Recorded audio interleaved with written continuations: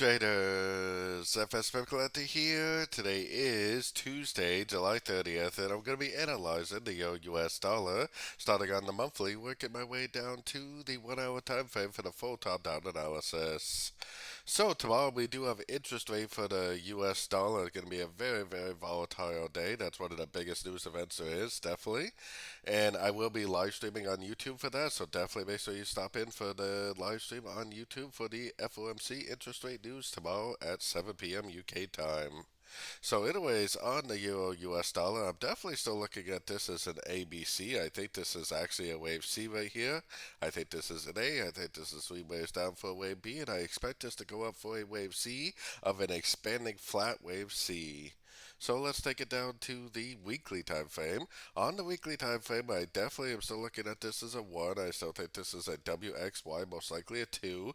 I actually still think this is all subdivisions of a wave 3, and I think on these higher time frames it will continue to make higher highs, higher lows for this wave 3 of wave C.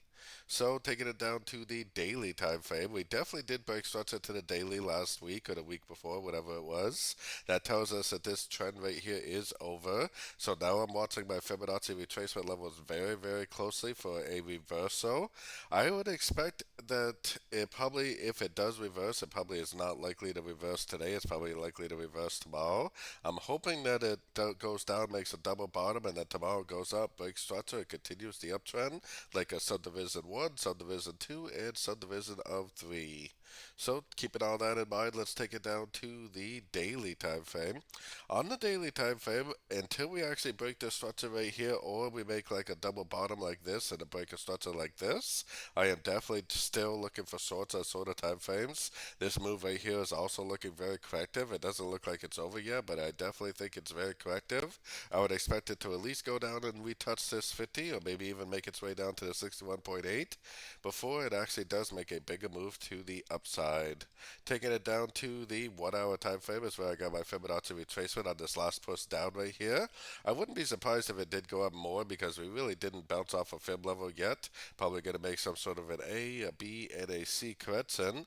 Then if it goes down again and makes that double bottom on the 4 hour time frame like I was just explaining, then goes up, then breaks structure, that is what would turn me into a buyer. Otherwise, I am actually still looking for shorts since the daily time frame is still down. I am definitely still looking for shorts, at least until we get that double bottom breaker structure, or until price actually comes up and takes out this high right here, which neither of those have happened. So I'm definitely still looking for shorts at the end of three-way pullbacks on these shorter time frames. So don't forget to join my free Discord group, which is linked over here in the corner. And as always, thank you and happy trading.